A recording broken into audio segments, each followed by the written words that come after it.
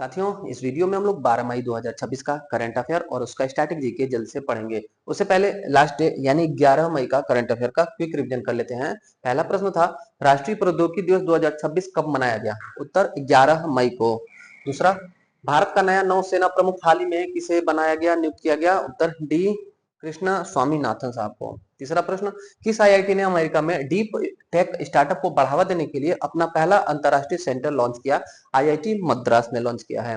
भारत का पहला शहरी मौसम परीक्षण केंद्र और एरोसोल वेधशाला कहां स्थापित किया गया? उत्तर हो जाएगा बी चेन्नई में। अगला प्रश्न था, 9 मई 2026 को पश्चिम बंगाल के नए मुख्यमंत्री के रूप में किसने शपथ ली? तो उत्तर हो जाएगा शुभेंदु अधिकारी। शुभेंदु अधिकारी। छठा प्रश्न, भारत में अगले सीडीएस के रूप में किसे नियुक्त किया गया? तो उत्तर हो जाएगा एनएस राजा सुब्रमण्य साहब। यह 30 मई 2026 को अपना कार्यभार ग्रहण करेंगे, जब ये जनरल अनिल चौहान साहब जो वर्तमान में सीडीएस है वो रिटायर हो जाएंगे तब। साथियों, सातवां प्रश्न, अमेरिका में हुए Texas innovation conference and award 2026 में किसे यूनिवर्सिटी इनोवेटर अवार्ड से सम्मानित किया गया? उत्तर डी डॉक्टर शेखर सुमन बोरा जी को। आठवां प्रश्न था, हाल ही में यूनेस्को ने किस राज्य सरकार के साथ बांस, बेत और लकड़ी के बने रूशोम के इंजीनियरिंग तरीकों के डॉक्यूमेंट के लिए साझेदारी किया है? उत्तर बी सिक्किम। अगला, विश्व का पहला स्मार्ट आइलैंड मॉनिटरिंग सिस्टम कहां लॉन्च किया गया? उत्तर हो जाएगा इक्वेडोर में गैलापागोस द्वीप समूह। 10वां और अंतिम प्रश्न था, किस राज्य ने हाल ही में कॉम्प्रेस्ड बायोगैस पॉलिसी 2026 को मंजूरी दी? उत्तर सी महाराष्ट्र ने। ये था साथियों 11 मई का करंट अफेयर। और अब पढ़ते हैं हम आज का 12 मई का करंट अफेयर। पहला और महत्वपूर्ण प्रश्न साथियों, सीजन 2026-27 के लिए केंद्र सरकार ने गन्ने का fair and remunerative price FRP बढ़ाकर कितना कर दिया? उत्तर हो जाएगा साथियों सी 365 रुपए प्रति क्विंटल। पहले 355 रुपए एफआरपी था गन्ना का। एफआरपी क्या होता है? जैसे साथियों हमारे देश में 22 प्रकार के फसलों पर एमएसपी दिया जाता है, न्यूनतम समर्थन मूल्य दिया जाता है, उसी तरह न्यूनतम समर्थन मूल्य गन्ने पर भी दिया जाता है, बट उसे कहा जाता है FRP, fair and remunerative price. FRP ये कौन तय करता है? सारी बातें खूब बढ़िया से ध्यानपूर्वक देखिएगा, समझिएगा। इकोनॉमी सेक्शन, अर्थव्यवस्था, भारतीय अर्थव्यवस्था का सेक्शन है, और करंट अफेयर में हम उसको कोरिलेट करा के आपको बताएंगे। पहले तो देख लीजिए करंट अफेयर में क्या आया है। सरकार ने 2026-27 सीजन के लिए गन्ने का एफआरपी बढ़ा करके, कलर चेंज कर लेते हैं, गन्ने का एफआरपी बढ़ाकर 365 रुपए प्रति क्विंटल कर दिया है। यह पहले कितना था? 355 रुपए प्रति क्विंटल था। यह न्यूनतम कीमत क्या है? यह क्या होता है साथियों एफआरपी? यह वह न्यूनतम कीमत या मूल्य है जो चीनी मिलों यानी शुगर फैक्ट्री को गन्ना किसानों को देना जरूरी होता है। 365 रुपया से कम दाम पर आप गन्ना किसानों का नहीं खरीदेंगे, ये बात चीनी मिलों को तय किया गया इसमें। इसी को कहते हैं एफआरपी। ये एफआरपी साथियों कृषि लागत एवं मूल्य आयोग तय करता है, जिसका गठन 1965 में हुआ था और वर्तमान नाम 1985 में अस्तित्व में आता है। ध्यान रखिएगा, टोटल 23 प्रकार के फसलों पर, देश में 23 प्रकार के फसलों पर एमएसपी और एफआरपी दिया जाता है, जिसमें 22 फसलों पर एमएसपी और एक गन्ना पर एफआरपी दिया जाता है। 22 जो एमएसपी होते हैं, क्या होता है? मिनिमम सपोर्ट प्राइस, यानी न्यूनतम समर्थन मूल्य। मतलब आप किसान है, अगर आपके पास धान या गेहूं है, आप उसको बेचना चाहते हैं, तो कोई भी व्यापारी है, बिचौलिया है या सरकारी क्रय केंद्र है, वो आपको सरकार एक मानक तय कर दे कि इससे कम में आपको नहीं बेचना है, तो कोई भी व्यापारी, प्राइवेट, निजी, सरकारी, कोई भी उससे अधिक दाम में किसान से खरीदेगा, कम दाम में नहीं खरीदेगा। अगर कम दाम दे रहा है तो उसे मत बेचिए, सरकार खुद उसको जो है मंडी समिति और धान क्रय केंद्रों के माध्यम से खरीद लेगी। सपोज दैट 2000 रुपए गेहूं का एमएसपी तय किया गया, सरकार ने तय किया। अब जो है आपके पास गेहूं है, बड़े किसान हैं, तो आप मार्केट में बेचने जा रहे हैं, तो आपको जो है व्यापारी कह रहे हैं हम 1800 देंगे, 1900 देंगे, आप उससे कहेंगे कि हम 2000 रुपए जब तय हुआ है तो आप 1800 1900 के लेंगे, तो वो कहेगा हम नहीं लेंगे व्यापारी। तो आप सीधे धान क्रय केंद्र, गेहूं क्रय केंद्र या मंडी समिति में बेचिए, 2000 रुपया आपको मिलेगा जो सरकार ने तय किया है। यह किसानों के हित के लिए, किसानों के लाभ के लिए शुरू किया गया है एमएसपी। साथियों एमएसपी 22 फसलों पर दिया जाता है और एक फसल पर दिया जाता है एफआरपी। टोटल सहायता 23 फसलों पर दिया जाता है। देखिएगा यहां पर हम लोग थोड़ा सा कृषि मूल्य आयोग के बारे में करेंगे। कृषि मूल्य आयोग, कृषि मूल्य आयोग का गठन होता है साथियों 1965 ईस्वी में। 1965 ईस्वी में इसका गठन हो जाता है और 20 साल बाद 1985 में इसका नया नाम अस्तित्व में आता है, कृषि लागत एवं मूल्य आयोग। कृषि लागत, कृषि लागत एवं मूल्य आयोग इसका वर्तमान नाम है। ये क्या है? कृषि लागत एवं मूल्य आयोग क्या है? यही एमएसपी और एफआरपी तय करता है। ये क्या करता है? एफआरपी गन्ने का और एमएसपी। एमएसपी 22 प्रकार की फसलों का यही तय करता है। किसके अधीन ये कार्य करता है? तो कृषि और किसान कल्याण मंत्रालय के अंतर्गत कार्य करता है। तो कृषि और किसान कल्याण मंत्री कौन है हमारे देश में? शिवराज सिंह चौहान है, मामा जी हैं। मध्य प्रदेश के पूर्व मुख्यमंत्री शिवराज चौहान साहब हमारे देश की कृषि और साथियों किसान कल्याण मंत्री है। यह कृषि लागत मूल्य आयोग इसी के अंतर्गत कार्य करता है, इस मंत्रालय के अंतर्गत कार्य करता है। रेड क्रॉस दिवस कब मनाया जाता है? हर साल साथियों 8 मई को रेड क्रॉस दिवस मनाया जाता है। उत्तर हो जाएगा हमारा बी। इसके अलावा साथियों 8 मई को विश्व थैलेसीमिया रोग जागरूकता दिवस भी मनाया जाता है। 8 मई रेड क्रॉस दिवस मनाया जाता है साथियों। 8 मई को भी हम लोगों ने इस क्वेश्चन को करा था, लेकिन बहुत खास है इसलिए हम इसको दोबारा रिवीजन कर रहे हैं। आपको खुद समझ में आ जाएगा अभी पढ़ने के बाद। हेनरी ड्यूनांट की जयंती के अवसर पर यह मनाया जाता है। हेनरी ड्यूनांट कौन थे? तो रेड क्रॉस के संस्थापक थे। इनको पहला नोबेल प्राइज मिला था शांति के क्षेत्र का सन 1901 में। 1991 ना साथियों 1901 है, क्योंकि 1901 में नोबेल शांति पुरस्कार शुरू होता है और पहला ही नोबेल मिल जाता है किसको? तो इसके संस्थापक, रेड क्रॉस के संस्थापक हेनरी ड्यूनांट जी को। पहला अंतरराष्ट्रीय रेड क्रॉस दिवस कब मनाया गया? तो 8 मई 1948 ईस्वी को। साथियों हेनरी ड्यूनांट जी को पहला नोबेल पुरस्कार मिलता है 1901 में। और इनका जो संगठन है रेड क्रॉस, इसको 3 बार नोबेल मिला है। 3 नोबेल यानी हाईएस्ट नोबेल पुरस्कार किस दुनिया के संगठन या व्यक्तित्व को मिला है? तो रेड क्रॉस सोसाइटी संगठन को मिला है। पहली बार 1917 में, दूसरी बार 1944 में और तीसरी बार 1963 ईस्वी में। 3 बार रेड क्रॉस को नोबेल मिलता है शांति के क्षेत्र का, और पहला नोबेल पुरस्कार 1901 में इनको मिलता है हेनरी ड्यूनांट जी को। तो इसलिए आप समझ सकते हैं कितना महत्वपूर्ण ऑर्गेनाइजेशन है। देखिए अंतरराष्ट्रीय रेड क्रॉस और रेड क्रेसेंट आंदोलन 1863 ईस्वी में शुरू होता है। रेड क्रॉस 8 मई 1863 को स्विट्जरलैंड के जिनेवा से शुरू होता है और वहीं पर इसका हेडक्वार्टर है। संस्थापक जीन हेनरी ड्यूनांट। नोबेल शांति पुरस्कार पहला 1901 में इन्हीं को ही मिलता है। रेड क्रॉस दिवस 8 मई को मनाया जाता है। इसका मुख्यालय स्विट्जरलैंड के जिनेवा में है। कार्य इसका क्या है, उद्देश्य क्या है? तो युद्ध, आपातकाल और प्राकृतिक आपदाओं के समय में निष्पक्ष सहायता प्रदान करना। सार्वभौमिकता, एकता, स्वैच्छिक सेवा, मानवता, निष्पक्षता, तटस्थता और स्वतंत्रता, इसके 7 सिद्धांत है, ये भी ध्यान रखे रहेंगे आप। तीसरा प्रश्न है, पूर्व फार्मूला 1 ड्राइवर और पैरालंपिक चैंपियन एलेक्स जानार्दी का निधन हो गया। वे किस देश से थे? फार्मूला 1 ड्राइवर साथियों, जो कार रेस होता है उसे फार्मूला 1 कहते हैं और जो बाइक रेस होता है उसे मोटो जीपी कहते हैं। फार्मूला 1 रेसर थे। इनका एक्सीडेंट हो जाता है 2001 में। उसके बाद यह अपना हिम्मत नहीं छोड़ते साथियों, यह पैरालंपिक में ट्राई करते हैं और पैरालंपिक चैंपियन बनते हैं। अभी इनका हाल ही में मई 2024 में एलेक्स जनार्दी का निधन हो गया। इटली के खिलाड़ी हैं। उत्तर हो जाएगा ए। देखिए इनकी तस्वीर है यहाँ पर, ये पैरालंपिक रूप में आपको दिखाई दे रहे हैं। पैरालंपिक रेसर ये हैं, इटली देश से हैं, ध्यान रखिएगा। ये 2001 की तस्वीर हम आपके लिए लाए साथियों। 2001 में इनका एक्सीडेंट होता है फार्मूला 1, ये उस समय फार्मूला 1 के ड्राइवर थे। एक्सीडेंट होता है इनका, बहुत भीषण, आज तक के फार्मूला 1 के इतिहास में ये सबसे खतरनाक एक्सीडेंट हुआ था साथियों। इनका कमर का हड्डी, रीढ़ की हड्डी टूट गई थी। तो उसके बाद ये क्या हुआ था, 2001 में इनका एक्सीडेंट हुआ था। उसके बाद ये जो है अपना फार्मूला 1 तो नहीं कर पाएंगे, उनको दुर्घटना के कारण रीढ़ की हड्डी में गंभीर चोट आ गया, तो दिव्यांग हो गए साथियों। तो यही इटली के एलेक्स जनार्दी जो दिव्यांग थे, इन्होंने पैरालंपिक में भी अच्छा काम किया था। अभी 59 वर्ष की आयु में साथियों, 59 वर्ष की आयु में मई 2026 में इनका निधन हो गया। इनका संबंध किस देश से है? इटली से है। वे इटली के प्रसिद्ध फार्मूला 1 ड्राइवर और पैरालंपिक गोल्ड मेडलिस्ट थे। एक बार और फोटो इनका देखिएगा साथियों। आदमी जो है शरीर से नहीं हारता, हिम्मत से हारता है, मन से हारता है। देखिए इनका मन नहीं हारा था, इसलिए इन्होंने जो है दिव्यांग होने के बावजूद भी गोल्ड मेडल जीता पैरालंपिक में। चौथा प्रश्न है, केंद्र सरकार द्वारा मिशन फॉर कॉटन प्रोडक्टिविटी के तहत 5 साल के लिए कितनी धनराशि आवंटित की गई है? कपास की खेती को बढ़ावा देने के लिए, टेक्सटाइल इंडस्ट्रीज को बढ़ावा देने के लिए केंद्र सरकार ने साथियों मिशन फॉर कॉटन प्रोडक्टिविटी शुरू किया। 5 साल के लिए 5659 करोड़ रुपए की लागत से, 5659 करोड़ रुपए की लागत से मिशन फॉर कॉटन प्रोडक्टिविटी शुरू किया। कितने वर्ष के लिए? 5 साल के लिए। कॉटन का फूल दिखाई दे रहा है आपको, कपास दिखाई दे रहा है साथियों। कपास जब कच्चा रहता है, पौधा इसका ये है, जब तैयार होता है तो ऐसे हो जाता है, ये कपास है। सबसे ज्यादा महाराष्ट्र और गुजरात के क्षेत्र में होता है। महाराष्ट्र और गुजरात के क्षेत्र में काली मिट्टी पाई जाती है, इसी कारण से यहाँ पर होता है। काली मिट्टी साथियों, काली मिट्टी को रेगुर मिट्टी भी कहते हैं, काली मिट्टी को कपासी मिट्टी भी कहते हैं। कपासी मिट्टी, काली मिट्टी, रेगुर मिट्टी। इंटरनेशनल लेवल पर इसे साथियों चेरनोजम कहा जाता है। इंटरनेशनल लेवल पर इसे चेरनोजम भी कहा जाता है। भारत सरकार ने कपास किसानों और टेक्सटाइल उद्योग को मजबूत करने के लिए कपास उत्पादकता मिशन शुरू किया। कितने वर्ष के लिए? 5 वर्ष के लिए। 2026 से 2030 तक रहेगा। 2026-27 से लेकर के 2030-31 तक यह रहेगा। लागत इसकी तो 5659.22 करोड़ रुपए की लागत से इसको कैबिनेट ने, केंद्र सरकार ने मंजूरी दिया है। ये कपास होता क्या साथियों? कपास जो है इससे धागा बनता है और धागा से टेक्सटाइल इंडस्ट्री में कपड़ा बनता है। ये साथियों कच्चा आप पौधा देख रहे हैं, ये तैयार होगा जब पुष्प तो ऐसे हो जाएगा, और ये जो है कपास रुई जो है इसे धागा बनेगा और धागा जो है टेक्सटाइल इंडस्ट्री में जाएगा, यानी कपड़ा फैक्ट्री में जाएगा, वहां से कपड़ा तैयार होता है।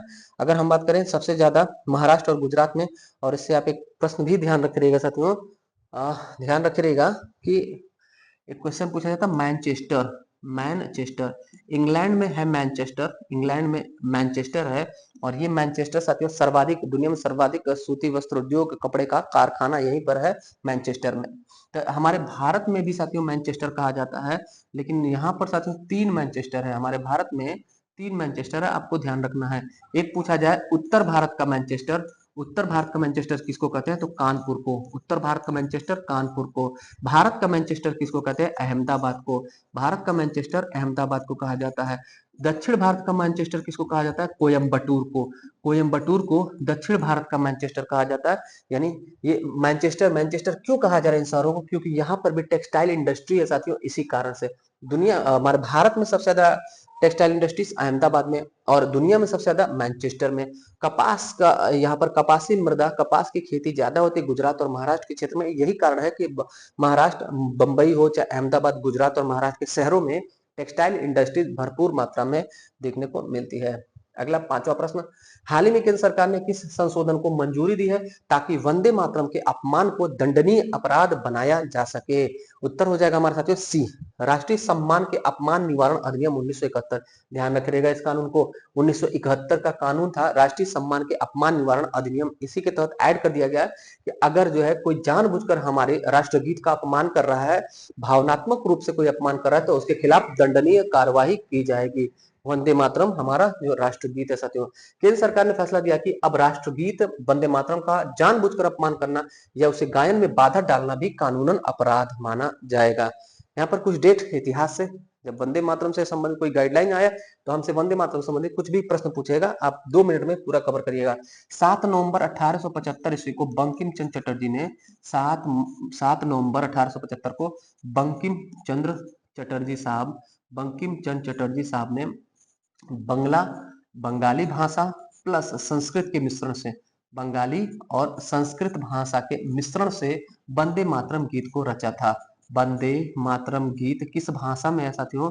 वंदे मातरम हमारा जो गीत है वो बंगाली और संस्कृत भाषा में बंकिम चंद्र चटर्जी ने लिखा था 7 नवंबर 1885 ईस्वी को। 7 नवंबर 1875 को ध्यान रखिएगा, 85 नहीं है। और उसके 7 साल बाद 1882 ईस्वी में साथियों इसका प्रकाशन किया जाता है आनंद मठ में।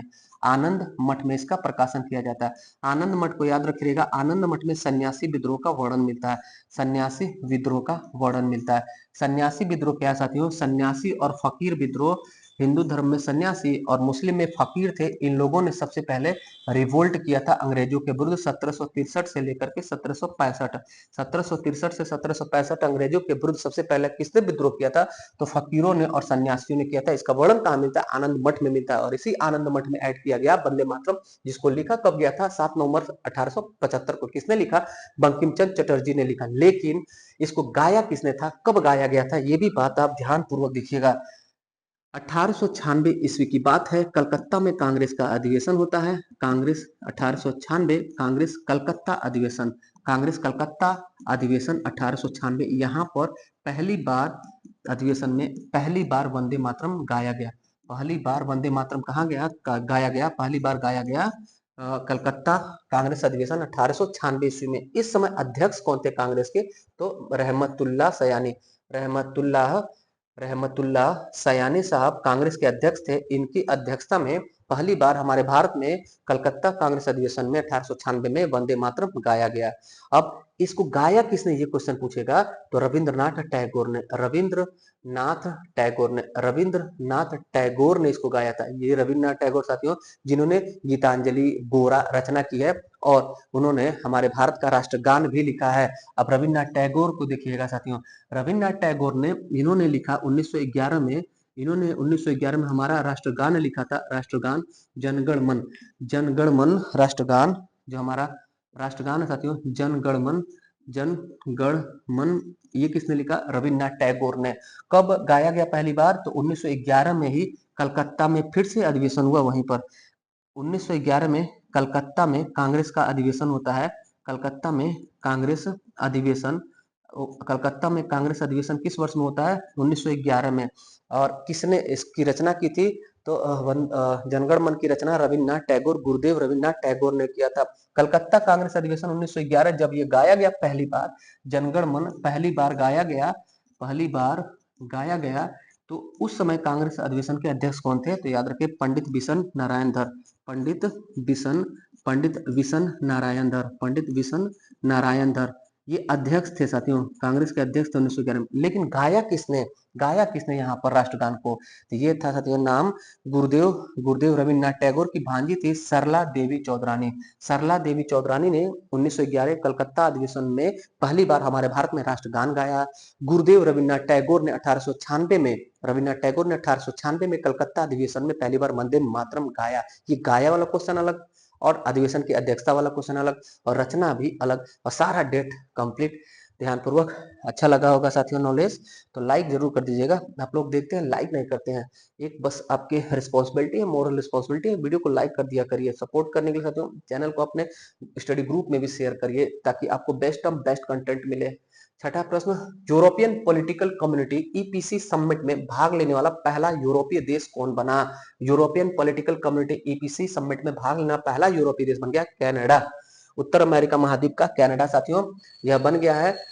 एक संगठन है, यूरोप में स्थापित होता है, इमैनुअल मैक्रोन ने इसको 2022 में स्थापित किया था। नाम है इस संगठन का European political community summit, EPC.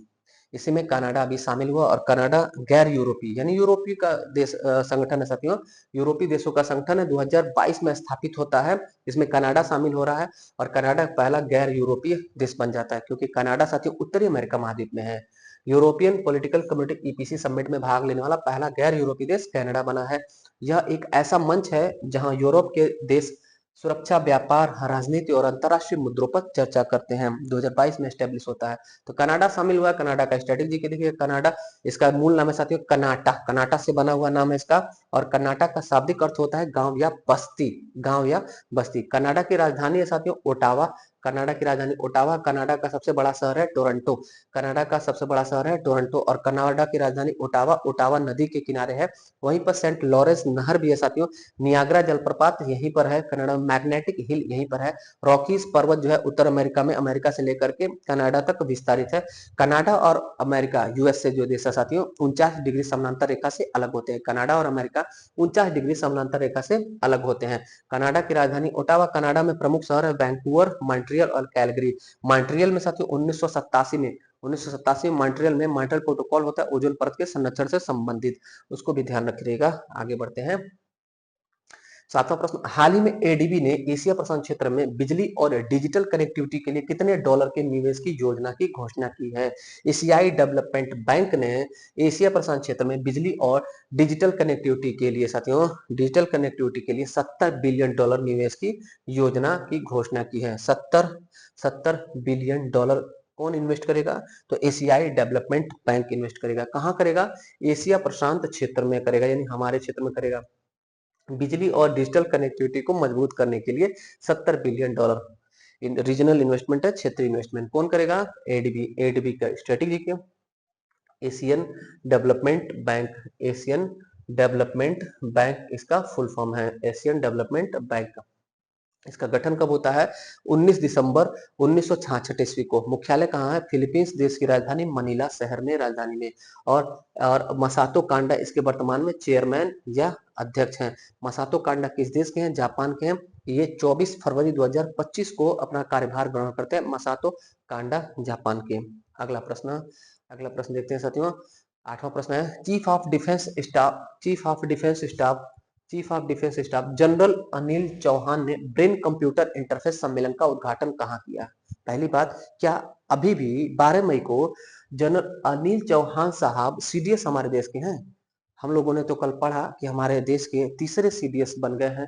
लेकिन एक बात और, हमने कहा था साथियों 30 मई को ये रिटायर होंगे, 30 मई 2026 को रिटायर होंगे। अभी तो यही है ना साथियों। तो इन्होंने chief of defence staff Anil Chauhan साहब ने अभी हाल ही में नई दिल्ली में ब्रेन कंप्यूटर इंटरफेस सम्मेलन का उद्घाटन किया है।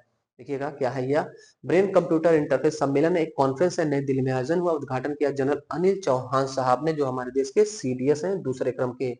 यह एक ऐसी तकनीकी है जो इंसान के दिमाग के सिग्नल को पढ़कर उसे कंप्यूटर की भाषा में बदल देगा। इसी के लिए कॉन्फ्रेंस हुआ है। 9वां प्रश्न है राष्ट्रीय अपराध रिकॉर्ड ब्यूरो की क्राइम इन इंडिया 2024 रिपोर्ट के अनुसार साइबर अपराध से सबसे ज्यादा प्रभावित राज्य कौन सा है? एनसीआरबी का रिपोर्ट है साथियों, नेशनल क्राइम है साथियों, क्रिमिनल नहीं, national crime record bureau NCRB के रिपोर्ट के अनुसार क्राइम इन इंडिया 2024 जो रिपोर्ट प्रकाशित हुआ है उसमें सबसे ज्यादा साइबर अपराध, साइबर क्राइम जो हुआ है हमारे भारत के किस राज्य में हुआ है? उत्तर हो जाएगा डी, तेलंगाना में। सबसे ज्यादा साइबर अपराध तेलंगाना राज्य में हुआ। और शहर पूछा जाएगा आपसे तो आप बेंगलुरु उत्तर करिएगा। शहर में सबसे ज्यादा, जिस शहर में भारत के सबसे ज्यादा साइबर अपराध हुआ है वो साइबर अपराध हुआ है शहर में बेंगलुरु में। देखिए crime in India 2024 report NCRB ने जारी किया है, नेशनल क्राइम रिकॉर्ड ब्यूरो। सबसे अधिक प्रभावित एक नंबर पे है तेलंगाना, सेकंड पर है कर्नाटक। और राज्य पूछेगा तो तेलंगाना कर देंगे, शहर पूछा जाएगा तो बेंगलुरु हो जाएगा। यहाँ एक नंबर लिखा है 1930, आप भी इसको याद कर लीजिए। अगर आपके साथ कोई भी साइबर ठगी, साइबर अपराध हो रहा है तो तत्काल 1930 डायल करके आप अपनी भरपूर सहायता ले सकते हैं साथियों। कंप्लेन दर्ज करने से लेकर के आगे के पूरे कार्रवाई तक आपको सपोर्ट मिलेगा। 1930 यह साइबर हेल्पलाइन नंबर हमारे भारत सरकार का है। साइबर हेल्पलाइन नंबर 1930 एग्जाम में भी पूछा जा सकता है साथियों। ये था साथियों आज का 9 महत्वपूर्ण करंट अफेयर। कैसा लगा क्लास, फीडबैक जरूर दीजिएगा। वीडियो पसंद आए तो वीडियो को लाइक कर दीजिएगा। जो भी साथी पहली बार चैनल पर विजिट किए उन सभी का हृदय की गहराई से स्वागत है। अपने चैनल से जुड़ जाइए। अपने चैनल पर डेली सुबह 6:30 बजे करंट अफेयर विद स्ट्रेटेजी के जीएस हम लोग पढ़ते हैं। और धीरे धीरे आपका सपोर्ट रहा तो बहुत बेस्ट कंटेंट आपके लिए फ्री कोर्सेज भी अपने चैनल पर हम लेकर के आएंगे, क्योंकि हमारा दृढ़ प्रतिज्ञा है, बचपन से हमारा यही उद्देश्य था साथियों। और हमारे जीन में ये जो है पढ़ाना और एजुकेशन शामिल है। तो सपोर्ट करिए आप अपने चैनल को साथियों।